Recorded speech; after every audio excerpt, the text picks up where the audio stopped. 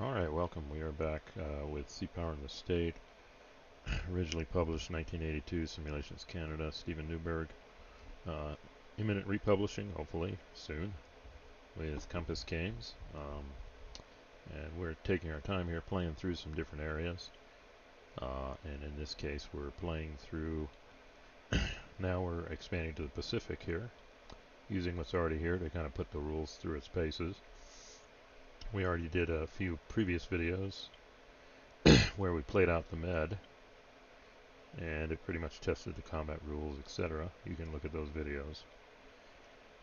Now we're expanding it to include more of the rules, to play out in general the Pacific, and also including the Indian Ocean over here.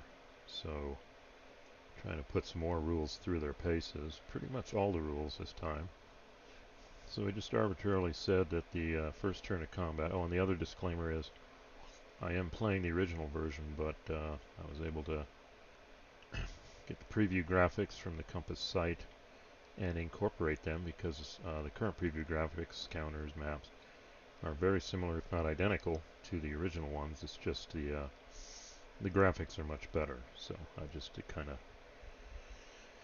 take advantage of those graphics that are available, and I have to admit it does look a lot nicer than the original, which I showed you in a previous video.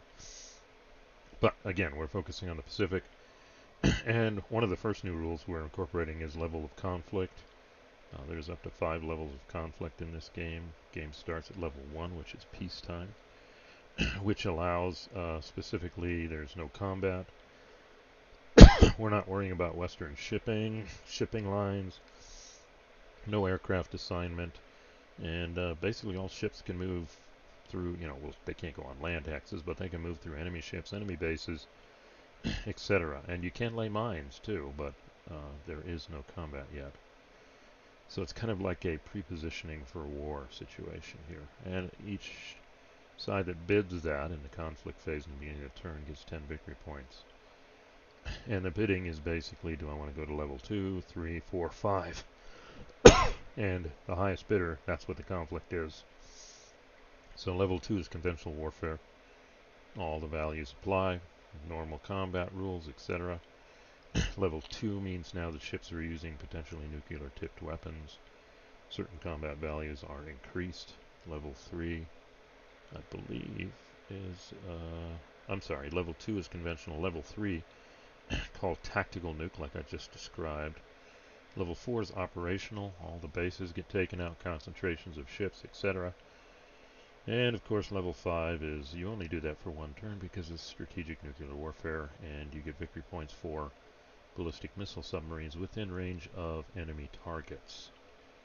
And the way you get victory points, the general way you'll get victory points short of a level 5 conflict obviously is protecting the shipping lanes. That's the key here. For shipping lanes that are open, the Western NATO CETO player gets victory points. For shipping lanes that are interdicted or blocked, the Eastern player or Soviet player gets victory points. So that's number 1, and number 2 is hunting boomers. 5 victory points for each enemy boomer that's sunk. So there's a quick summary there for those of you who haven't heard the previous videos, the rules summary. But I encourage you to go back and review. There is, of course, a detailed rules review amongst other things previously. But I'm going to assume for this playthrough that turn 1 is a level 1. The Soviets have already moved. And let's look at it. A number of things going on. There is a logistics rule. So conventionally powered ships and submarines basically can go out to sea one turn and then have to go back, or they are eliminated.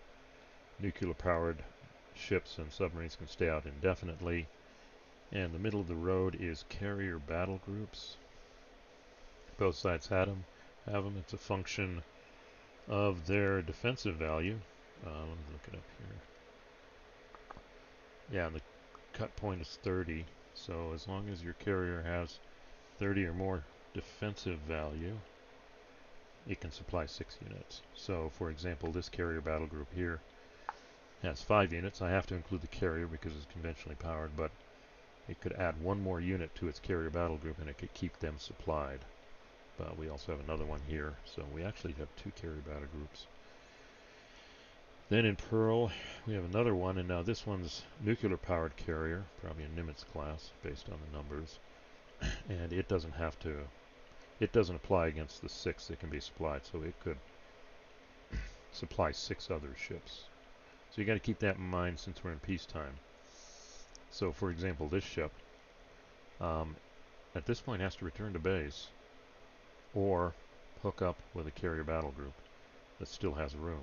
Okay, because we see here we got a destroyer in the middle of nowhere, or a guided missile destroyer. So we'll probably see it join up here. So that rule does impact things. So what did the Soviets do on their turn? I'm anticipating combat the next turn. So this was their big sub base here, and what they did was they two things. They sent out the fast attacks, and they have pre-positioned them on the shipping lane here, and they seem to be flushing the boomers. They were here originally, but they seem to be flushing the boomers, and actually they're moving to under the ice, where they can only be attacked by submarines. And there is a map for that. I have the old map, just as good as the new map, not the best of quality here, but so for example this one is already there. It's entering on a 4, so it came in right here. So I'm going to start using this map. We do have one boomer here set up. We have some other boomers and a fast boat up here, but by the same token they're also laying mines. Let's see. Oh, I laid the mine here. Okay. Yeah, I laid 2 mines this turn, and then the other 3 were laid in another theater. They can lay 5 per turn. So what they're potentially trying to do is slow down entry onto the polar ice cap, under the polar ice cap, under the ice, from this entry point. Obviously there is another entry point over here. And over here, it doesn't look like Western has a bunch of submarines set to do that now. This one's in the path of all of this stuff. He's probably going to go under ice. I'll do that. But the majority of other submarines over here are up here in Groton, New London subbase. We may have a few here too. And then we do have a few down here. Charleston and or Kings Bay, I would think. So, but they can get out under ice too. So, you know, and then there's a bunch of ballistic missile submarines here. But I'm going to do some artificial limitations just because I'm playing out this to test out the rules. And then the other new rule is we've launched satellites. CSATs, communication satellites for coordination. They have positioned their CSATs, and RSATs for doing localization, assisting in identifying enemy ships. So last turn the Soviets did launch these, and they can't be shot down. Actually, I launched 2 RSATs, 2 CSATs, and you just basically track how many they have on these tracks here. And then when we go to conflict, you can launch ASATs, attack satellites, to try and shoot them down. So we are trying out a number of the other rules here. So let's go ahead and analyze the situation for the specifically, well, US and allies here. Now, what did the Soviets do? Like I said, the main movement is their limited surface forces are here. They're not probably going to last long. These are kind of puny ballistic missile diesel boats. They only have range of 1. And then they did have some fast boats down here. They were able to position on the shipping lanes. Okay, and lone cruiser. I feel sorry for that. Now this came from the Indian Ocean. This is a Minsk class carrier, and this group is certainly enough of a match for the Australian Navy, and they're on this shipping lane. So the question is, what should the Western Allies do, or the U.S.? Well, if you take a sum here, they got a carrier battle group here, they got another carrier battle group here, they got a carrier battle group here in Pearl, and I'm assuming this is Subic. They have a carrier battle group here. So they effectively have 4 carrier battle groups, but in actuality, because the Minsk left the Indian Ocean probably going to take this carrier battle group and put it in a trail. There's no reason for it to stick around here. These units can probably take care of things here. But that's on a shipping lane, so it's got to be addressed. So I'm going to end up with 5 carrier battle groups, and basically what I looked at, I'm going to send 3 up here to handle the shipping lanes, and I'm going to send the Subic and the one from the Indian Ocean over here to deal with covering these shipping lanes and deal with this Soviet task group down here. And then fast boats, we've got a few here. They're probably, I'll think about it here offline. Yeah, we got a fast boat. We got some boomers. I'm tempted to just keep the boomers in the base right now, get the cover of the base. Yeah, that's a Western 1 base. That's a serious base. Subic is, at least. So the boomers, I think, will... but honestly, the Soviets don't have the assets to really hunt boomers in the Pacific either. So, anyway, main thing is the boomers. They hide and get out of the way. Now, we're going to have to get probably this fast boat up under ice. This one can't move as fast. Well, this is a ballistic missile. It's not going. It's probably not going under ice. So I may try and slip this fast attack up under ice before the balloon goes up. I don't really have. Yeah, I've got at least. Oh, I got a number here. 1, 2, 3, 4, 5 in Pearl. Max speed of one of them is 7. 1, 2, 3, 4, 5, 6, 7. And it won't attack. Maybe it'll go here. So if it got in the mine hex, that means next turn if the balloon goes up, it can get under ice. So that's good to know too. So I'm going to try and get a few fast attacks under the ice caps to hunt boomers. The slower ones will have to assist the carrier battle groups in keeping these lines, these shipping lines, clear of enemy ships. And then we do have the Japanese, some limited assets here. So that's kind of the strategy. I'm going to go ahead and take the move here and see you on the other side. Alright, let's review the western turn here. I guess we can go north to south. First off, actually the U.S. slipped 2 submarines under the ice here, along with a fast attack, which, let me change this here. Oh, there we go. I would guess this is an improved LA class based on the numbers. And then I'm guessing this is an Ohio class ballistic missile submarine. There aren't that many on the board here in 1984, so that's a good place for it. And they're pre-positioned. I attempted to put the fast boat here to try and force the Soviets. Well, they just move away, so I put it in a center position here. I also rushed a boat, high-speed transit, out of Pearl. Because it's a peacetime, it can ignore the mine. So I'll at least have 2 improved fast attacks under the ice to start taking on the Soviets here under the ice. Whether we can slip any more fast boats up there, I don't know. Actually, the Soviets have mined these 2 hexes. I wouldn't put it past them to keep mining further in. And I could play it. Maybe I will. There is this one lone fast boat up here. This is not a good place for it. It's going to be overrun. And it may literally want to get out of the path of the Red Banner fleet and go under ice also. So I think that's what I'll do. And he can go anywhere here. So maybe, oops. I just realized why he's there. There's a Soviet. That looks like a Typhoon class, based on the numbers. I'm just guessing here. Yeah, 15, you bet. And the silhouette, that's a Hunt for Red October.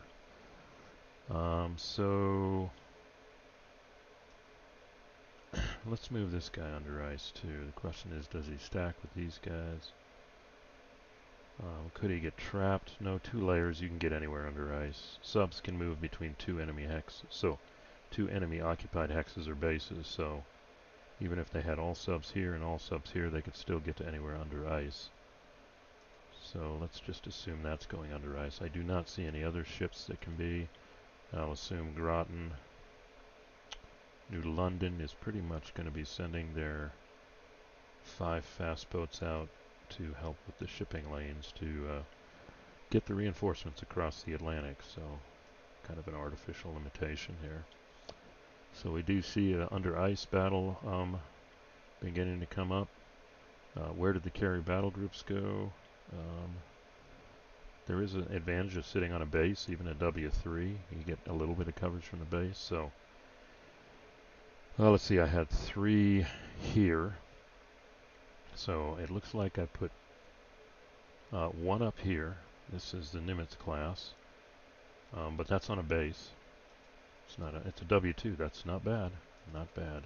Nice central position to handle a lot. The second carrier I put into Japan. Potentially pick up the Japanese frigate. Go with that task group, and they can cover here. So I got 2 carrier battle groups, and then I did flush all the fast boats to cover the Soviet fast boats on the shipping lanes. I don't know if they're even matches. That'll be interesting. But with the help of potentially 2, maybe 3 carriers, the third carrier from here I put over under Pearl and go this way, you know, this is kind of like the reserve carrier. And then there was a carrier in Subic in the Indian Ocean, and Subic I put here in the shipping lanes area to be able to react to any attacks against the shipping lanes. And the other carrier in the Indian Ocean is following the Minsk class with its assigned fast boat that's already trailing them. And the Australian Navy massed here. They're not quite as powerful, but they could add to it. But yeah, the Soviets have a big concern here. They're being trailed by this kind of power here. And just to liven things up, I used this fast boat instead of going here to help with the lanes. Let's go hunting boomers. Give the Soviets something to think about. And again, potentially this could come down here and assist with that. These U.S. boomers, though, I left for now in base. Western 1 base is pretty powerful there. As cover. They don't need to be out and about, to be honest. Oh, I didn't move this boomer. Well, forgot to move this boomer. I'm almost tempted. He can only move 4, so let's move him here. Potentially he's in a position to slip in. I'll have to run the numbers. It's kind of hard for the mines to kill boomers. If we'll do some mine warfare, you'll see how it goes. But I think basically you roll 1d6, compare it to the EW of the unit, and if it's greater for a surface ship, then the surface ship is sunk. So for example, this one, wow, 3, 2, 3. It's not good. But what you do with submarines and mines is you half the 1d6 and compare it, which makes it virtually impossible, it seems, to sink a submarine with mines. So that is the, and then they followed up by, they put their CSATs in their stations. That's how they're marked. Blue for Western and red. So we put them in here. And basically, if all these communications areas are manned, you can coordinate the level 5 launches, but also the Soviets need it to coordinate some of their attacks. So the CSATs are up, and then the U.S. put up 1 recon sat. Don't really worry. We're going to localize these. These guys are in a world of trouble here. So, and I'll just put it up here to potentially cover this area. The only real surface capability is right here. So they only put 1 of those RSATs up for covering the Pacific. So that would be the end of the turn. I don't really think the U.S. wants to lay any mines. There's a possibility you could mine here, but it's only going to affect surface ships, really. And this unit, who knows? I'm just going to pass on, well, let's see, maybe the Australians lay a mine. They can only lay one. Let's just lay the mine to kind of doubly discourage the Soviets from kind of doing a kamikaze run on this Australian fleet. I don't know for what reason. But just so we can lay some Allied mines here. Let me find one of those. That's task force markers. Bear with me here. Yeah, this is what I'm looking at here. There it is. U.S. mine. Just because I can. Let's lay a mine there. Kind of keep those Soviets away. You know, it's entirely possible. What you should have done was, well, the frigate could have been one ahead and laid a mine too, but we'll just stick with this for now. Need to see how these systems play out. But that's our situation. So we've got battles next turn where the balloon's going to go up. We see subs already going under ice. And we do see pre-positioning. My feeling is I don't, well, there are ways. We'll see in the Soviet turn. This is kind of a use it or lose it for them and protect the boomers. But that should end it here at 20 minutes, trying to cut down.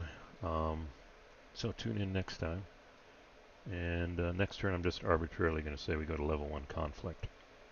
And see what happens here in the Pacific.